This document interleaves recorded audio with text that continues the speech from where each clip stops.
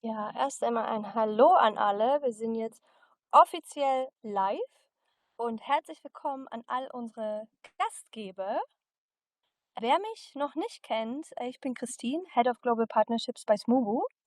Wir sind verantwortlich für die Betreuung aller technischen Integrationen, die ihr bei uns auf dem Marktplatz findet, wie zum Beispiel Smart Logs oder Buchhaltungslösungen etc.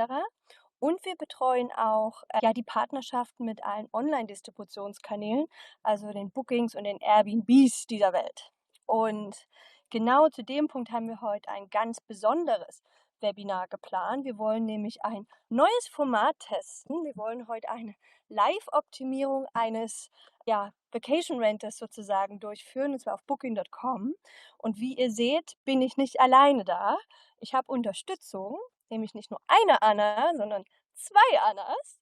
Und ja, es sind ganz reizende Damen. Und Annas, ich würde euch bitten, euch direkt vorzustellen, was ihr macht und wer ihr seid. Dann würde ich direkt losstarten.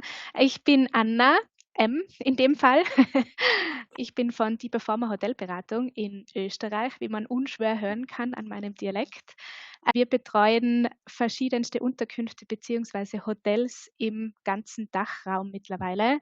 Und wir unterstützen im kompletten Tech-Stack, also alles, was das Hotelprogramm im Hintergrund, Channel Management, Revenue Management und natürlich OTAs betrifft. Da unterstützen wir wirklich rund um alle Themen, die da so aufkommen. Wichtig ist natürlich immer, dass alle Systeme gut miteinander zusammenspielen und dann dementsprechend alles auch richtig auf den Kanälen jeweils ausgespielt wird. Und warum wir einen großen Fokus auf Booking legen, ist unter anderem deshalb, weil ich auch ganz lang bei Booking.com gearbeitet habe. Also ich war 8 Jahre lang bei Booking.com und konnte so ein bisschen was mitnehmen. Und ich freue mich halt sehr, dass ich euch, liebe Vermieter, da ein bisschen was erzählen kann, beziehungsweise auch mit der Anna, das gemeinsam heute in der Live-Optimierung durchschauen kann. Und somit zu dir, Anna. Super, ganz lieben Dank. Ich bin auch sehr gespannt auf dieses Seminar. Ich bin Gastgeberin von 2 Ferienhäusern auf Nordstrand an der Nordsee in Schleswig-Holstein. Das eine Haus habe ich schon seit 2015, das andere seit 2019. Bei Smoobu bin ich erst seit diesem Jahr quasi neu dabei und bei Booking tatsächlich auch, denn ich habe eigentlich in der Vergangenheit immer über Airbnb und Traumferienwohnungen vermietet, musste dann aber feststellen, dass ich neue Kanäle brauche, um auch eine wirklich vernünftige Auslastung herstellen zu können. Ich nehme an, da bin ich ein Pass pro Toto hier unter den VermieterInnen. Ja, insofern bin ich sehr gespannt darüber, was ich jetzt alles hier lernen kann. Wunderbar. Super. Perfekt. Ich höre euch jetzt. Und wie gesagt, vielen Dank für das Webinar, Anna, für deine Expertise und Anna S., dass du natürlich auch offen warst, gleich gesagt hast, ja, du kommst mit rein in das Webinar und machst das live mit. Das ist super. Vielen, vielen Dank schon mal dafür. Dann, liebe Annas, der Floor is yours. Super. Vielen Dank. Ich würde sagen, wir starten ganz kurz mit einer Theoriephase, wirklich nur sehr minimalistisch gehalten, um euch kurz zu erklären, um was es wirklich geht, beziehungsweise was wir uns heute auch unbedingt anschauen sollten. Grundsätzlich unser Fokus liegt ja heute auf Booking.com. Booking hat sehr viele Feinheiten und sehr viele Dinge, die man beachten sollte. Grundsätzlich nehme ich Booking auch immer sehr gern als Datenanalyse-Tool mit. Das werdet ihr heute auch bestimmt merken. Das ist immer der erste Ansatzpunkt, den ich gern nutze bei Booking, weil Booking hat wirklich sehr, sehr viele Daten und stellt die uns natürlich als Vermieter bzw. als Hotelier zur Verfügung.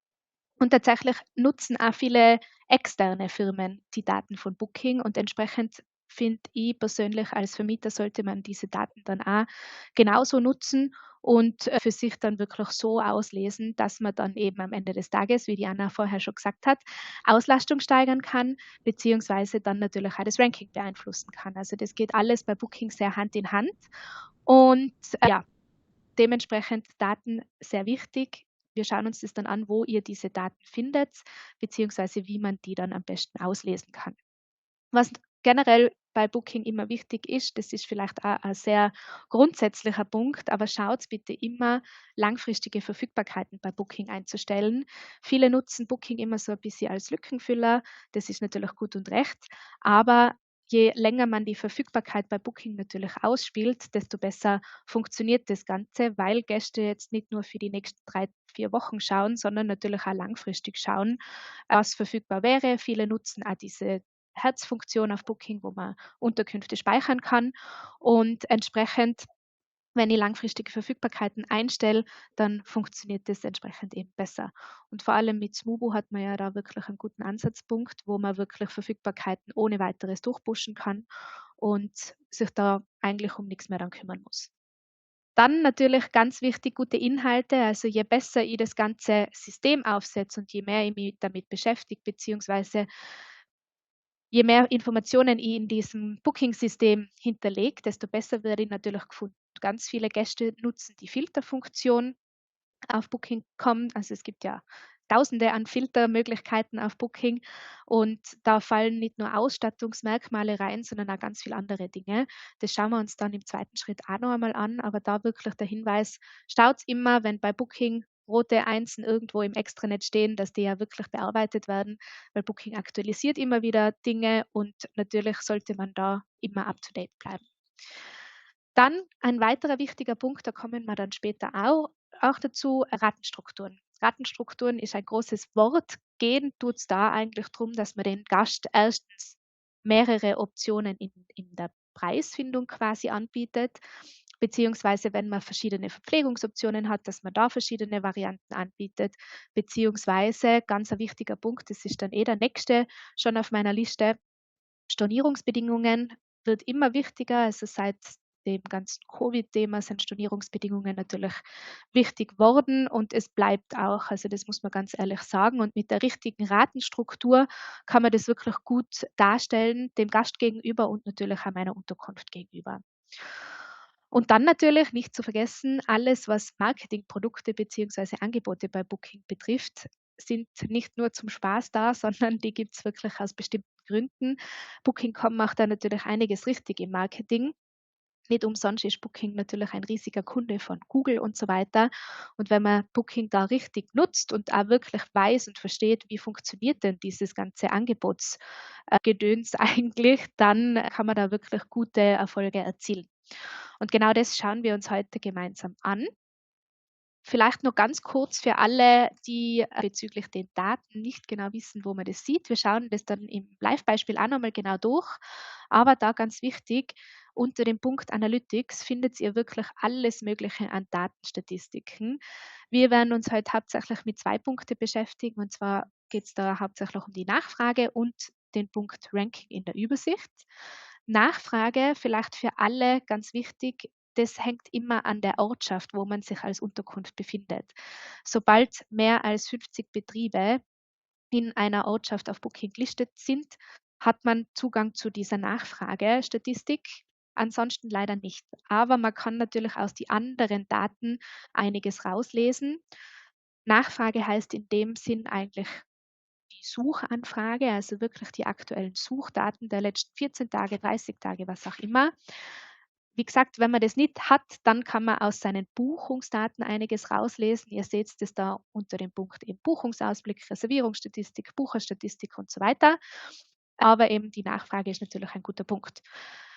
Ranking in der Übersicht, auch ein sehr wichtiger Punkt. Da geht es wirklich darum, wo bin ich denn ungefähr unterwegs auf Booking.com, beziehungsweise was sind meine wichtigsten Kennzahlen, beziehungsweise wie schauen die aus? Weil da sieht man ganz genau, wie oft wird meine Unterkunft aufgerufen und wie viele Buchungen entstehen daraus. Und das ist, glaube ich, die wichtigste Kennzahl, die man sich immer wieder anschauen sollte, weil das ist diese sogenannte Conversion-Rate.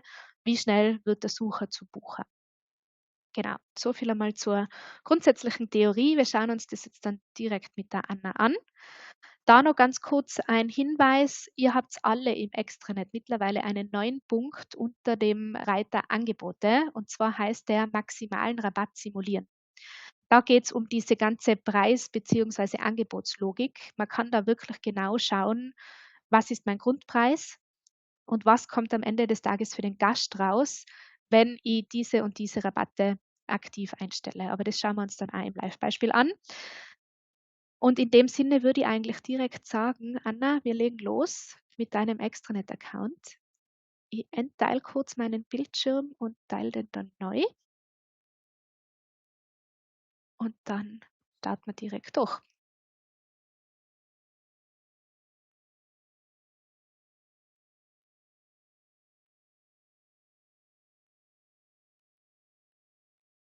So, ich hoffe, jeder kann meinen Bildschirm sehen. Schaut einmal ganz gut aus. In dem Sinne, Anna, nochmal vielen Dank, dass wir da wirklich live in deinem Extranet-Account drinnen sein dürfen. Ich würde direkt, wie gesagt, mit dem wichtigsten Punkt starten, und zwar mit dem Punkt Analytics. Und in dem Fall haben wir den Punkt Nachfrage für Nordstrand. Das ist ja ganz oben an der deutschen Küste, richtig? Anna, vielleicht kannst du uns ganz kurz erzählen, wie so deine Ausgangslage ist, beziehungsweise wie sich der Markt bei dir laut deinem Gefühl verhält, nur damit wir alle Ja, ein Gefühl bekommen. ja, das ist tatsächlich ganz interessant, denn Nordstrand ist in Nordfriesland, in der Nähe von Husum und ist tatsächlich im Gegensatz zu den anderen Destinationen da an der Nordseeküste deutlich verschlafener. Also es ist immer noch mehr Schafe als Menschen, deutlich mehr Schafe und ja, landwirtschaftlich geprägt. Und viele der Einheimischen, die eben da auch wirklich tatsächlich noch richtige Einheimische sind, verbieten Ferienwohnungen so nebenbei sozusagen. Also das ist die Struktur. Es ist jetzt keine starke touristische Infrastruktur, weder was Restaurants angeht, auf der Halbinsel noch ähnliches. Also es gibt einen Fahrradverleih, also einen halt irgendwie. Es gibt da nicht 3, 5 oder was auch immer. Es gibt 3 Restaurants, genau. Was es aber eben gibt und was die Leute suchen, wenn sie da hinfahren, ist wirklich wunderschöne Natur, totale Weite, mitten im UNESCO-Weltnaturschutzgebiet oder Erbe. Man kann super Rad fahren, man kann eben auch wirklich abschalten, weil es eben diese Ruhe hat und weil es diese Schönheit hat. Und das ist was mir auch immer meine Gäste spiegeln, sowohl Familien als auch Paare und ähnliche, die finden das wirklich.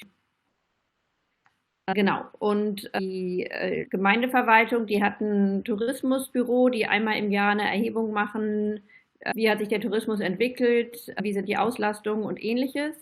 Die haben das jetzt gerade im April, glaube ich, rumgeschickt und das war ganz interessant, denn im Gegensatz zu vielen anderen Regionen in Schleswig-Holstein hat der Tourismus deutlich abgenommen tatsächlich in Nordstrand. Also Zahlen 2019 waren die Grundlage, dann ist es durch Corona massiv angestiegen. Es gab dann einen großen Boom bis 21, 22 und seitdem, seit 22, ist es deutlich wieder abgeflacht, sodass wir inzwischen unter den Zahlen von 2019 liegen und zwar gar nicht so wenig. Ich würde mal sagen, ungefähr so 20% unter den Zahlen von 2019. Also das ist so die Gemengelage, in der sich Nordstrand befindet. Genau, viele der Urlauber, die dorthin fahren, sind eben entweder Familien tatsächlich oder Leute, die abschalten wollen und Ruhe suchen und die Natur in jeder Form toll finden. Ich glaube, so Sehr kann man gut. das ganz gut zusammenfassen. Ja. Super. Ich denke tatsächlich, dass viele Regionen diese, wie soll ich sagen, diese Buchungslage spüren, dass während Corona oder in dieser Zeit, wo viel beschränkt war, dass da natürlich ein starker Boom war innerhalb von Deutschland beziehungsweise überhaupt an der Küste. Und dass das natürlich jetzt abflacht, wo alles wieder offen ist. Tatsächlich befinden wir uns aber wieder in einer etwas schwierigeren Situation momentan, wo man sich natürlich auch wieder ein bisschen anders aufstellen müsste, um die Gäste auch wieder anzuziehen. Und ich glaube, dass das eine große Chance auch für viele Regionen momentan ist, wenn man sich da wirklich gut positioniert, dass man da wieder einige Gäste erreichen kann. Und das sind schon sehr gute Fakten, was du uns da mitgeteilt hast. Also du weißt schon mal auf jeden Fall, wer ist dein Gast, beziehungsweise woher kommen viele Gäste. Das Ganze kann man jetzt da super mit Booking eben untermauern, beziehungsweise sich da wirklich anschauen, wann buchen meine Gäste, beziehungsweise wann suchen meine Gäste, für welche Aufenthaltsdauer und woher kommen meine Gäste überhaupt. Also das ist wirklich ein wichtiger Punkt zu wissen, weil aufs Blinde einfach loszufeuern, funktioniert wahrscheinlich auch, aber im besten Sinne funktioniert es natürlich, wenn ich weiß, wo will ich denn hin. Genau. Und in dem Fall schaut das Ganze so aus. Also in Nordstrand haben wir diese Statistik tatsächlich. Wir können da jetzt die Buchungen beziehungsweise Suchanfragen aufrufen der letzten 14 Tage, 30 Tage, 60 Tage, was auch immer. Ich gehe jetzt da immer gern auf 30 Tage, weil das ist wirklich ein gutes Fenster, was man sich anschauen kann. Und in dem Fall sehen wir ganz gut, Die Gäste buchen zwar schon sehr viel langfristig, also das ist so das Standardverhalten eigentlich, dass 30% der Gäste für einen Zeitraum nach einem Monat quasi suchen. Ganz, ganz viele Suchanfragen kommen aber tatsächlich kurzfristig rein. Also wenn wir uns diese Statistik anschauen, 0 bis 1 Tag vor der Anreise sind wir schon bei fast 10%, 7 Tage vor der Anreise 16%, dann 30 Tage nochmal 20%. Die suchen, also man kann dann schon sagen, eigentlich 50% der Gäste suchen wirklich erst ab 30 Tage vor der Anreise nach ihrer Unterkunft beziehungsweise nach ihrem Aufenthalt. Wenn man das weiß, dann kann man natürlich auch mehrere Sachen davon ableiten. In deinem Fall würdet ihr auch definitiv auf das Fenster 0 bis 1 Tag beziehungsweise 2 bis 7 Tage gehen, also alles, was eine Woche vor dem Aufenthalt passiert, weil das ist nicht zu vernachlässigen. Das ist ein Viertel aller Buchungen, die wirklich so kurzfristig reinkommen. Genau. Aufenthaltsdauer sieht man da auch ganz schön. Die Gäste suchen natürlich sehr, sehr viel auch für eine Nacht. Das kommt immer ein bisschen drauf an, wie ist denn das Setup. Jetzt in deinem Fall, du hast ein relativ großes Haus für mehrere Personen. Dass man da jetzt nicht unbedingt für eine Nacht vermietet, ist klar und das ist auch in alle Fälle in Ordnung. Wenn man eine kleinere Einheit hätte, dann würde ich immer empfehlen, mit Kurzaufenthaltsraten zu arbeiten und für gewisse Zeiträume zum Beispiel für eine Nacht aufzumachen, beziehungsweise für 2, je nachdem, was der Standard eigentlich in den Aufenthalten ist. Das können wir uns dann im zweiten Schritt anschauen, wenn wir zum Ratensetup kommen. In deinem Fall, Anna, du hast immer 2 Nächte Mindestaufenthalt, richtig? Genau, ja. Ja, super. Das heißt aber, du deckst auf alle Fälle diese ganzen Suchanfragen ab. Also alles, was ab 2 Nächten reinkommt, das wird abgedeckt und das ist auch völlig in Ordnung. Drunter, das ist eine Statistik, die ist ja sehr unverändert seit vielen Jahren, muss man sagen. Also da sieht man, wo suchen denn die Gäste. In dem Fall kommen 64% der Suchanfragen wirklich über Mobilgeräte rein, also über Handys.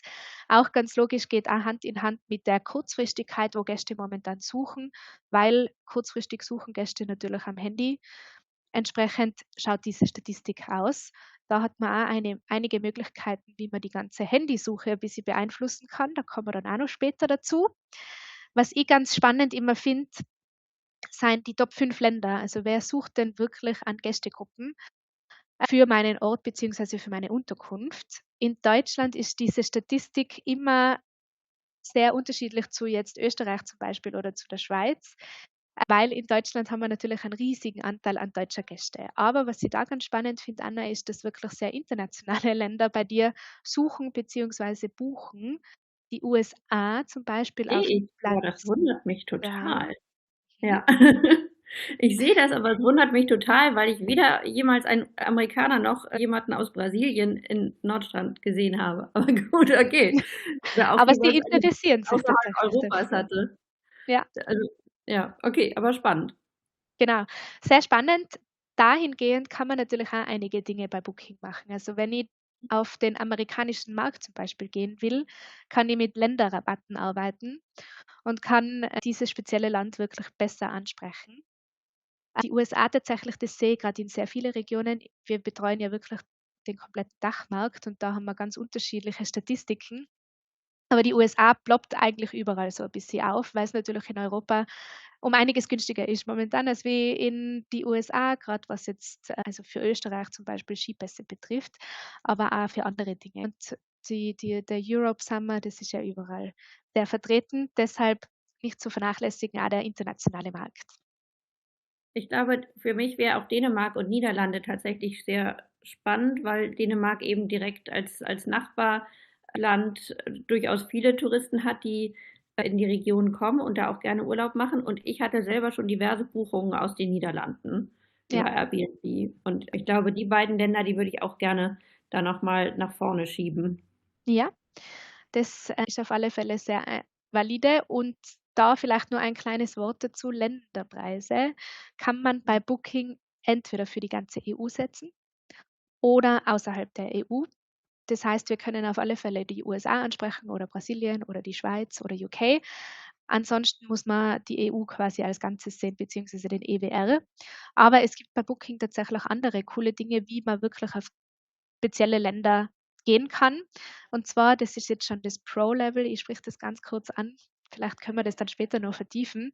Es gibt gesponserte Anzeigen quasi bei Booking. Das kann man über einen separaten Anbieter einstellen. Das sind Sponsored Ads, nennt sich das, CODI. Manche haben das wahrscheinlich auch schon im Optimierungscenter drinnen. Da läuft das eigentlich wie eine Kampagne bei Google ab. Also man kann mit Kost per Klick auf ein gewisses Land setzen und kann somit eben die Sichtbarkeit erhöhen. Das ist ganz eine coole Möglichkeit, wenn ich jetzt wirklich direkt auf Niederlande, Belgien, Dänemark oder was auch immer gehen will.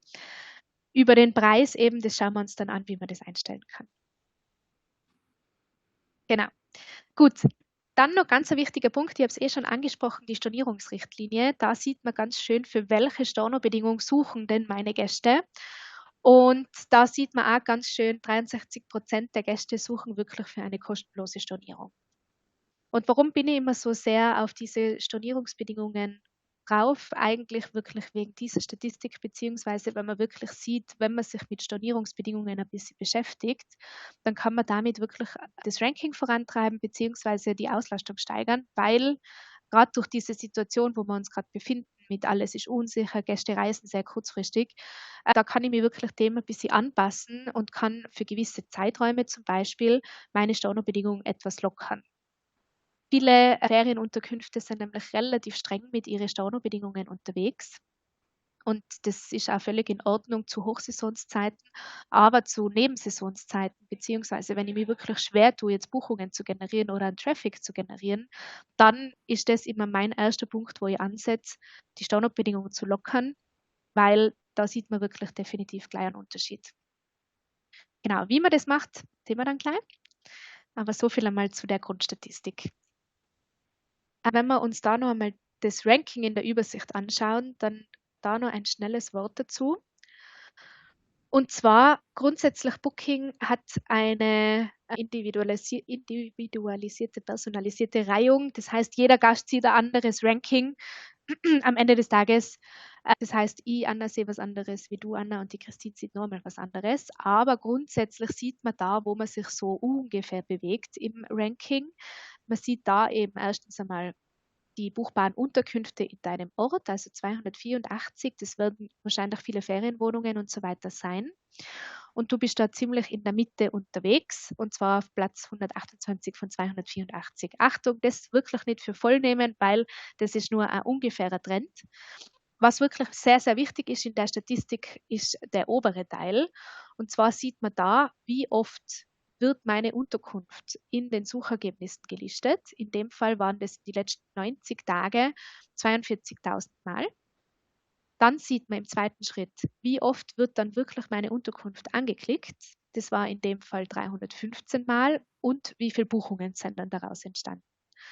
Und da ist schon ein guter Richtwert, wenn man in der letzten Statistik, also bei 0,63, wo du dich jetzt befindest, so gut über 1% liegt. Also 1% bis 1,5% wäre natürlich gut, weil je höher der Prozentsatz, desto mehr Buchungen generiere ich natürlich. Davon kann man auch immer ganz gut ablesen, habe ich irgendwie ein Reihungsproblem oder habe ich ein Problem mit meinem Angebot, das ich gerade anbiete. Bin ich zu teuer? Ist meine Stornobedingung zu streng? Spricht vielleicht auch mein Hauptbild den Gast nicht an. Also das kann man da ganz gut ablesen, weil wenn die Absprungrate da beziehungsweise da zu groß ist, dann sieht man natürlich, dass das Angebot irgendwo nicht stimmt. Bei dir, du bist jetzt relativ neu bei Booking, deswegen mach dir da keine Gedanken, aber man hat natürlich einiges an Potenzial, das zu verbessern. Genau. Wie verbessern wir das Ganze jetzt? Da gibt es, wie ich schon erwähnt habe, einige Punkte, die man angehen kann. Für mich persönlich eben immer ein wichtiger Punkt, ich habe es jetzt schon, glaube ich, 50 Mal erwähnt, Stornobedingungen. Und Anna, du bist da mit 30 Tage Stornobedingung drinnen. Wenn wir uns das anschauen, wir finden die Stornobedingung immer unter Unterkunft und Buchungsrichtlinien. Der Punkt Richtlinien ist aufgesplittet worden jetzt von Booking, deswegen schaut das ein bisschen anders aus. Aber grundsätzlich die Funktion ist dieselbe. Wir haben die Möglichkeit, bis zu 6 verschiedene Stornobedingungen zu erstellen und die auf verschiedene Daten bzw. auf verschiedene Raten anzuwenden. In deinem Fall würde ich dir definitiv empfehlen, jetzt gerade am Anfang deiner Booking Laufzeit, die Stornobedingung zu lockern. Meine klare Empfehlung, gerade auch durch das, dass wir gesehen haben, viele Buchungen kommen kurzfristig rein, sind 7 Tage vor der Anreise kostenfrei stornierbar. Weil mit 30 Tagen landest du relativ schnell in der nicht kostenlos stornierbaren Filtermöglichkeit und natürlich brechen dann einige Gäste weg in der Suchanfrage schon direkt am Anfang. Genau. Das könnte man jetzt so machen, dass man wirklich sagt, ich möchte eine neue Stornobedingung für einen gewissen Zeitraum haben. Wenn das für die in Ordnung ist, dann können wir das direkt einstellen. Perfekt. Und zwar haben wir da die Möglichkeit, unter neue Richtlinie erstellen, zu sagen, welche Richtlinie will ich denn wirklich anbieten. In dem Fall eine kostenlose Stornierungsmöglichkeit. Da haben wir verschiedene Tage, die man auswählen kann. In deinem Fall würde ich wirklich sagen, 7 Tage vor der Anreise, kostenfrei stornierbar, und in den 7 Tagen vor der Anreise hat man verschiedene Möglichkeiten der Stornogebühr. Da gibt es auch Unterschiede. Ich glaube, ihr seht das jetzt gerade nicht, weil mein Bildschirm zu groß ist, aber da gibt es Unterschiede in den verschiedenen Ländern. Das nur einmal gesagt. In Österreich zum Beispiel haben wir nur die Möglichkeit, 50% und 100% Stornogebühr auszuwählen. In Deutschland gibt es die Möglichkeit, 50, 80, 90 und 100% auszuwählen. Wenn die Anreise aber oder wenn die Stornierung wirklich 7 Tage vor der Anreise erfolgt, wäre meine Empfehlung, dass wir jetzt da wirklich auf 100% Stornogebühren gehen. Ja? Super. Die Anzahlung bzw. die Vorauszahlung, das regelt alles Booking in dem Fall, beziehungsweise auch den Stornobetrag, das kassiert auch alles Booking in deinem Fall, das ist perfekt. Das ist auch eine klare Empfehlung von meiner Seite, immer Zahlungen über Booking.com zu nutzen, weil da spart man sich ganz, ganz viel Mühe. Genau. So, jetzt haben wir diese Stornobedingung angelegt. Das ist immer der erste Schritt. Bitte, Kann man Anna? das auch gleich für beide Häuser anlegen auf einmal, also auf das andere Haus gleich mit übertragen? Ja, das könnte man theoretisch machen, aber die Überschreibung kann man nicht für beide Häuser gleichzeitig machen. Also das müsstest du bitte dann separat Okay, noch das direkt einstellen. parallel nochmal. Okay. Genau. Gut, jetzt haben wir diese Stornobedingungen eben angelegt. Jetzt können wir sagen, wann soll die gültig sein, weil jetzt momentan passiert gar nichts mit dieser Stornobedingung. Die schwebt einfach im Leeren. Beim Punkt vorübergehende Richtlienienausnahmen können wir auf Bearbeiten gehen.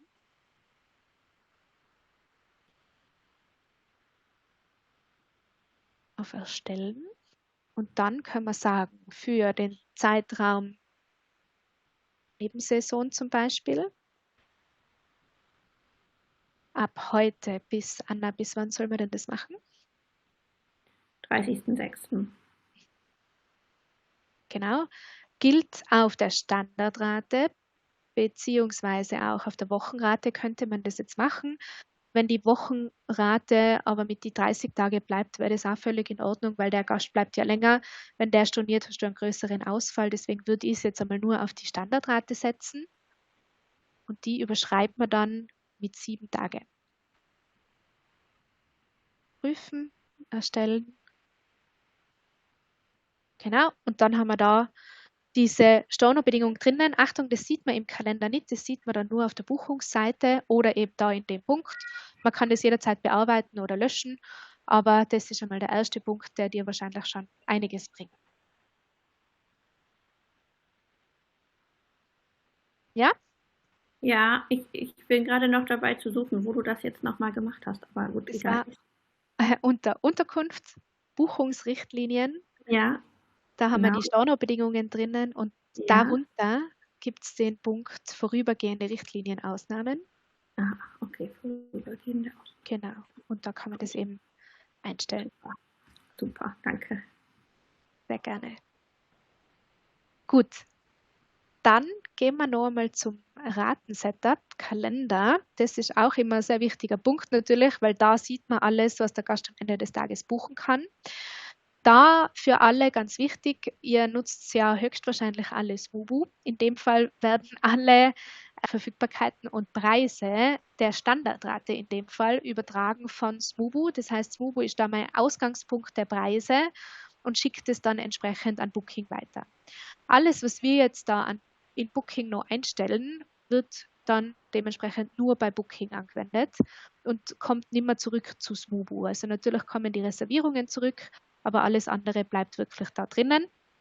So wie zum Beispiel die Belegungseinstellung. das wäre auch ein Punkt, wo ich ansetzen würde, liebe Anna, und zwar aus folgendem Grund. Wir haben jetzt da ein Haus in deinem Fall, das für 6 Personen verfügbar ist, und dazu haben wir einen Preis für 6 Personen. Jetzt für eine Suche mit 5 Personen oder 4 Personen scheinst du höchstwahrscheinlich auf, aber der Gast sieht dann immer die 6 Männchen. Das hat immer ein bisschen was mit der Psychologie des Menschen zu tun. Wenn man 4 Männchen sieht, bucht man das eher, wenn ich mit 4 Personen anreisen will, als wie wenn ich da nur 6 Personen sehe. Um das Ganze einzustellen, müsste man nur bei Booking jetzt in dem Fall, also das hat nichts mit Smoobu zu tun, auf das Männchen mal 6 bearbeiten klicken. Und dann habe ich die Möglichkeit zu sagen, 5 Gäste bzw. 4 Gäste können das natürlich auch buchen mit einem reduzierten Preis. Und die Preisunterschiede müssen jetzt nicht großartig sein. Das kann wirklich bei 5 Euro zum Beispiel liegen. Es geht nur darum, dass der Gast dann wirklich das richtige Männchen zur richtigen Suchanfrage sieht. Ja, dann machen wir das doch. Nicht gut. Was soll man denn einstellen? Dann mach mal 5 Euro. Nicht gut. Passt. 5 und in dem Fall haben wir 10. Speichern und dann haben wir das hinterlegt und dann sehen wir auch direkt den ausgerechneten Preis. Ja? Genau. Das wäre dann bitte, Anna, bei den anderen Raten auch zu machen. Aus Zeitgründen würde ich dir bitten, dass du das dann selber einstellst. Ja, genau. Ansonsten, das Ratensetup ist perfekt. Also das ist wirklich immer meine klare Empfehlung, dass man mit einer normalen Standardrate arbeitet, mit einer flexiblen Richtlinie und dazu eine nicht kostenfrei stornierbare Rate anbietet, also diese Non-Refundable Rate mit einem vergünstigten Preis, weil das natürlich der attraktivste Preis ist, den man anbieten kann. Beziehungsweise für die Langfristigkeit macht es natürlich Sinn, wenn man sowas anbietet, weil der Gast, der diese Rate bucht, kann das im besten Fall auch nicht mehr stornieren. Genau, aber da bist du sehr gut dabei. Im Fall der Fälle könnte man da noch andere Raten anlegen. Wenn du jetzt eine Verpflegung hättest, dann könntest du da noch eine Verpflegungsvariante dazu nehmen. Ansonsten schaut es aber wirklich super aus. Jetzt noch zu einem sehr wichtigen Punkt, und zwar Angebote. Ich habe das vorher schon angesprochen. Wir können unter dem Punkt maximalen Rabatt simulieren, uns anschauen, wie schaut denn der Preis dann am Ende des Tages für den Gast aus. Und da jetzt loslegen, da passiert gar nichts, komme ich dann nur eben zu dem Punkt und kann dann wirklich sagen, ich habe folgende Programme aktiv.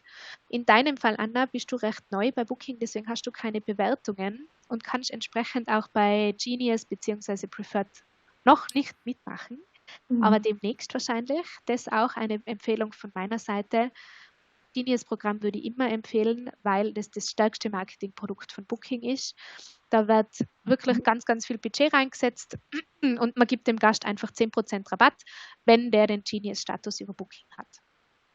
In deinem Fall würde ich mir die aktiven Angebote anschauen. Da hast du jetzt die Mobile Rate, also die Handyrate schon aktiv. Perfekt. Auch eine Empfehlung von meiner Seite. Das würde ich definitiv so einstellen.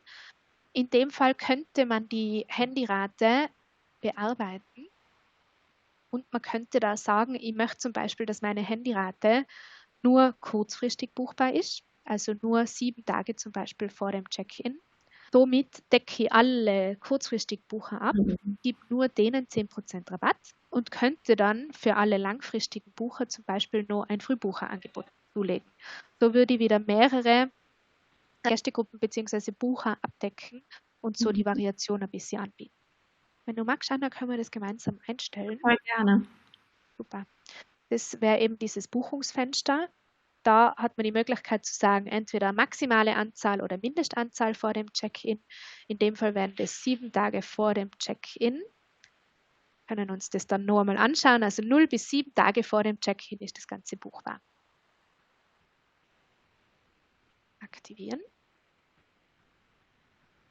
Genau, man sieht es dann darunter noch einmal. Und jetzt könnte man wirklich über den Punkt Neues Angebot Kampagne wählen. Zum Beispiel ein Frühbucherangebot einstellen. Das würde ich auch immer machen, vor allem in Ferienregionen, weil da hat man eben die Möglichkeit zu sagen, dieses Angebot gilt in meinen Nebensaisonen zum Beispiel und es wird sich immer freischalten, 14 Tage vor der Anreise, 30 Tage vor der Anreise, 40 Tage vor der Anreise, was auch immer. In dem Fall würde ich dir auch die 30 Tage empfehlen. Mit Zu 10%. spät. Zu spät? Naja, wenn es für Frühbucher ist, dann, also ich finde, jemand, der einen Monat vorher bucht, ist ja noch kein Frühbucher. Also die Leute fangen ja irgendwie ein halbes Jahr schon früher an zu buchen. Da Stimmt. hätte ich jetzt eher gedacht, dass die den Frühbucherrabatt ging, aber erklär mir das. Also, da Gäste so kurzfristig buchen, wäre ich jetzt wirklich auf die 30 Tage gegangen. Aber wir können da 42 Tage zum Beispiel einstellen. Das ist so das Standardding, was man einstellt. Okay. Ja? Sehr gut. Beginn können wir eigentlich ab heute machen, da ist sowieso nicht buchbar. Und dann kann man sagen, bis wann soll das Ganze buchbar sein. Bis in einem Jahr, würde ich mal sagen, oder? Oder bis Ja. Ende 27 machen wir mal. Genau.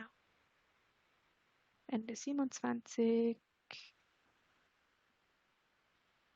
Machen wir es mal nur bis zum 1. Dezember, würde ich sagen. Ja? Sehr gut. Drunter kann man sich immer aussuchen, für welche Zimmer und welche Ratenkategorien soll das Ganze gelten. Ich würde das jetzt in dem Fall auf alles anwenden. Man könnte aber sagen, ich will das auf die Non-Refundable Rate zum Beispiel nicht haben, damit diese Rabatte dann nicht kombiniert werden. Ja? Gut, ich glaube, wir sind schon sehr knapp mit der Zeit, Christine. Ein letztes Wort noch, bitte immer ganz viel schauen auf Fotos bzw. Fotoreihenfolgen. Schaut euch das auch wirklich auf der Buchungsseite an, wie das Ganze ausschaut für den Gast. Man kann die Fotoreihenfolge verändern.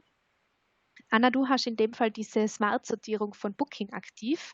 Da sortiert Booking quasi die Reihenfolge der Bilder. Das kann man jederzeit deaktivieren und da wieder aktivieren, wenn wir das kurz machen. Weil dann kannst du nämlich die Reihenfolge der Bilder wirklich so anpassen, wie du es gern hättest.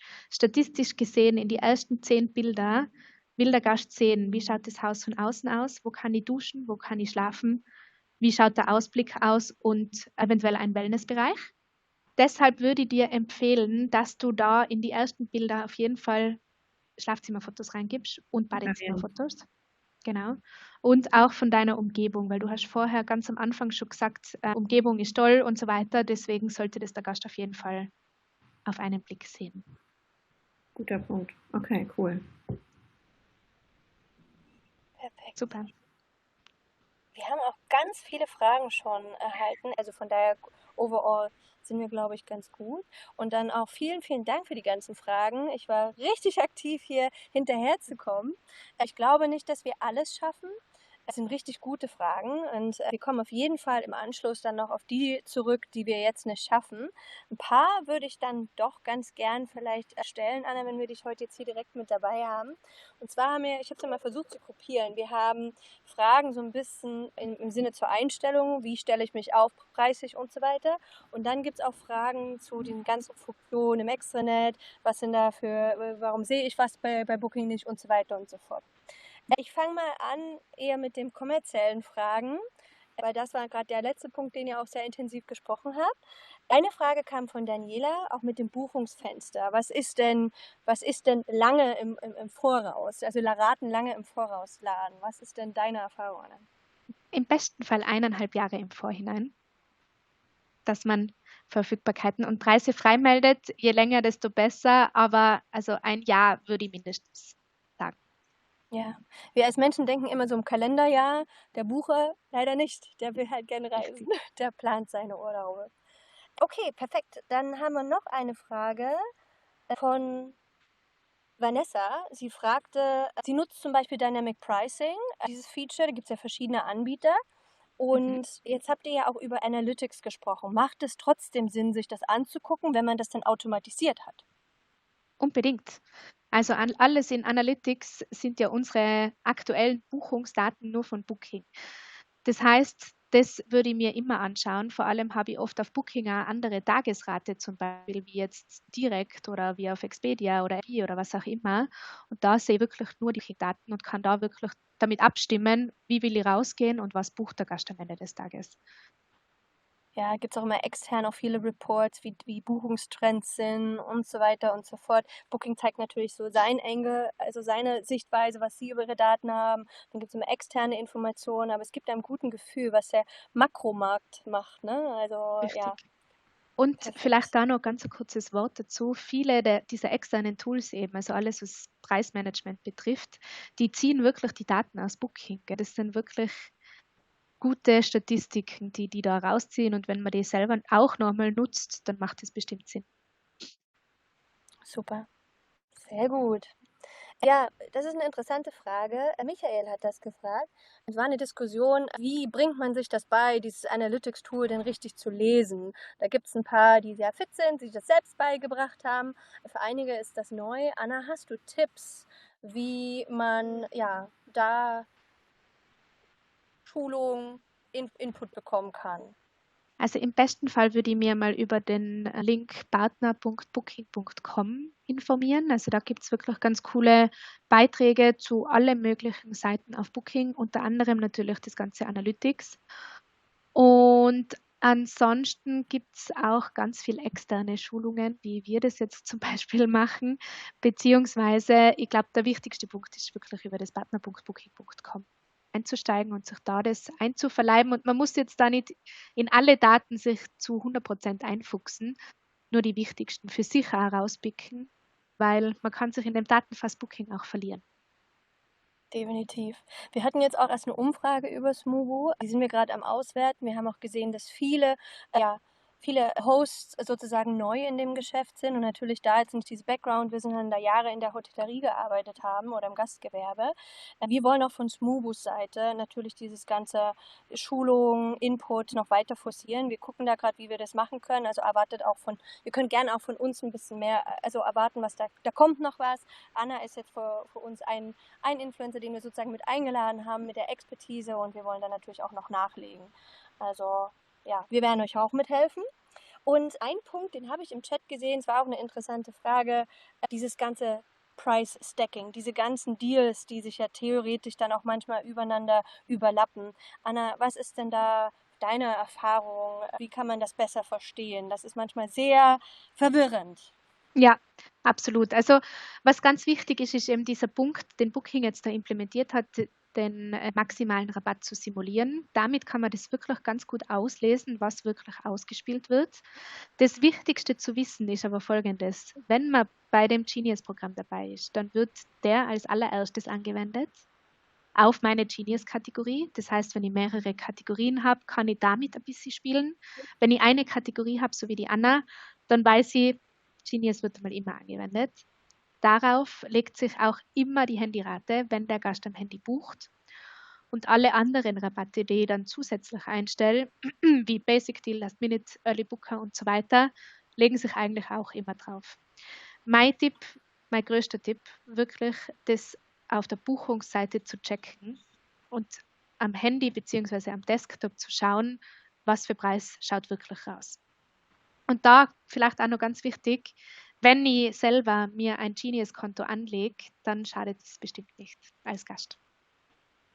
Perfekt, danke Anna. Und wir werden auch schauen, dass wir vielleicht im Follow-up dazu auch nochmal was mit reinpacken in die E-Mail, dass ihr da nochmal ein bisschen nachlesen könnt zu dem Thema, weil das ist, glaube ich, mit eins der komplexeren Thematiken auch bei Booking.com. Ja. Ja, es gab noch die Diskussion, neu auf Booking.com zu sein. Anna, du hast gemeint, im Ranking ist man dann noch anderweitig gelistet. Gibt es da irgendwelche Tricks, wie man sich hochboosten kann, gerade als neuer Gastgeber? Ja, auf alle Fälle. Also als neuer Gastgeber hat man dann immer dieses neue Gastgeberangebot, das man einstellen könnte. Das wären immer 20% auf die ersten 3 Buchungen. Das pusht einen natürlich wirklich um einiges nach vorn. Und ganz wichtig ist am Anfang immer Bewertungen zu sammeln, damit man dann eben im zweiten Schritt alle anderen Marketingprodukte aktivieren kann. Dementsprechend, den würde ich auf jeden Fall empfehlen. Dann wirklich flexibel zu sein, am Anfang wirklich flexibel reinzustarten, auch wenn man sich da ein bisschen fürchtet vorher. Und so Dinge wie jetzt die Handyrate zum Beispiel, die würde ich auch immer empfehlen am Anfang, weil damit generiert man auch ganz gut Sichtbarkeit direkt. Perfekt. Super. Oh Gott, wie liegen wir in der Zeit? Wir sind schon ein bisschen drüber. Wollen wir noch 2 Fragen machen und den Rest, auch für die ganzen Smoobu versus Booking-Fragen, die würden wir im Follow-up dann bearbeiten. Das werden wir alles gar nicht schaffen, aber da waren richtig gute Fragen und das ist natürlich für euch alle sehr, sehr wichtig. Wenn wir nochmal 2 Fragen nehmen wollen, welche nehmen wir denn jetzt? Hier.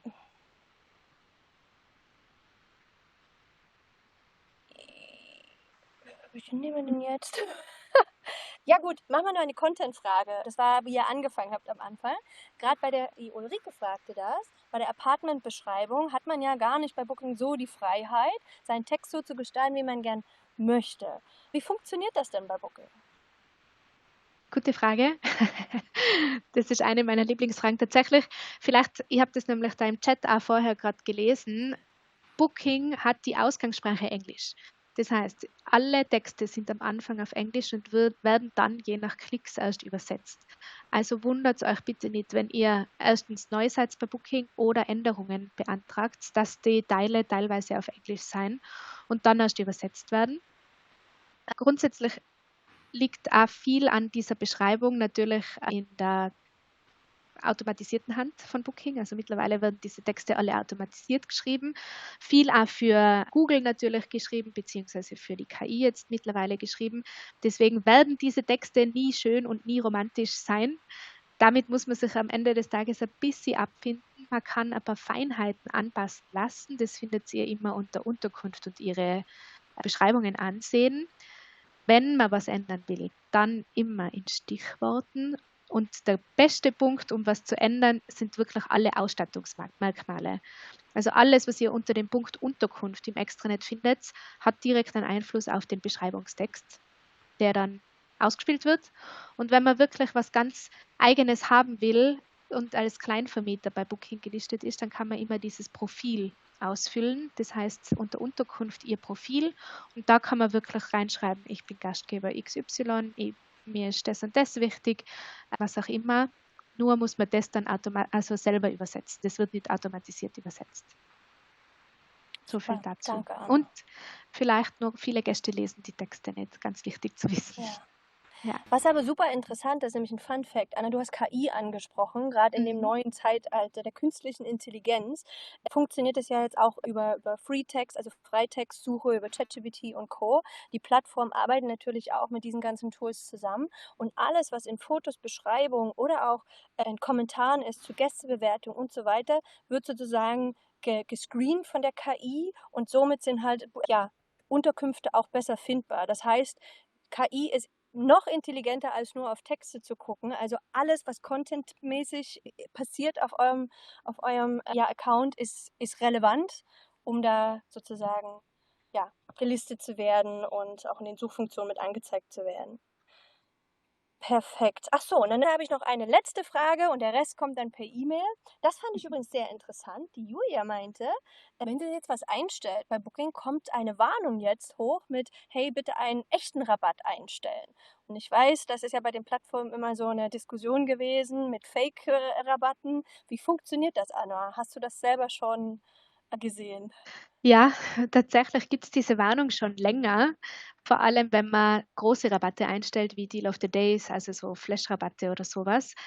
Ja, also diese Warnung ist entstanden, weil es wirklich da gute, große Kundenschutzgesetze und so weiter gibt. Und viele haben das ganz lange so gehandhabt, dass man wirklich mit dem Preis nach oben fährt und dann den ganzen rabattiert. Am Ende des Tages sollte der Preis bzw. der Rabatt wirklich ein richtiger Rabatt sein, weil das ist auch nur fair dem Kunden gegenüber, meiner Meinung nach. Natürlich muss man immer schauen, was für ein Preis kommt am Ende des Tages raus, dass man einen anderen Preis an Booking schickt wie an die direkte Webseite, ist, glaube ich, auch mittlerweile völlig in Ordnung und normal. Aber wenn sich das in einem Rahmen bewegt, ist alles in Ordnung. Wenn man nach 30% nach oben fährt und dann einen Rabatt gibt, glaube ich, wird es auch irgendwann unglaubwürdig. Ja, perfekt. Wir haben auf der rechten Seite, wenn ihr die Polls seht, noch 2 Fragen an euch. Da wollen wir mal schauen, wie euch das neue Format gefallen hat und ob es vom Level her zu leicht oder zu schwer war. Wenn ihr das gerne noch ausfüllt, liebe Gastgeber, dann hilft uns das sehr, darauf aufzubauen. Und ansonsten, Wir konnten, wie gesagt, nicht alle Fragen beantworten. Wir kommen aber auf euch zurück mit dem Recording und natürlich auch mit den ganzen Antworten, die wir euch jetzt schulden. Und ansonsten, ja, nochmal ein riesiges Dankeschön an beide Annas. Das war super interessant. Es war auch sehr aktiv im Chat. Und Anna, ich bin natürlich jetzt auch gespannt, wie deine Buchungen sich entwickeln. Das werden wir auch von Smoobu-Seite mal beobachten. Und ja, ansonsten für uns war das sehr, sehr toll. Und wie gesagt, wir wollen euch Gastgebern definitiv auch weiterhin helfen, da gute Buchungen zu generieren und erfolgreich zu sein. Ja, Annas, wollt ihr noch was Letztes sagen, bevor wir offline gehen? Ja, also Auch von meiner Seite. Vielen Dank nur. Sorry. Genau, das wollte ich auch sagen. Also vielen Dank für die Einladung. Ich hoffe, ich habe ein bisschen was transportieren können. Anna, ich drücke dir ganz fest die Daumen, dass du jetzt viele Buchungen bekommst. Wenn du noch Rückfragen hast, ja, gerne melden. Super. Und es hat super Spaß gemacht, euch zuzuhören. Super. Dankeschön. Vielen Dank. Danke. Dann einen wunderschönen Tag an alle.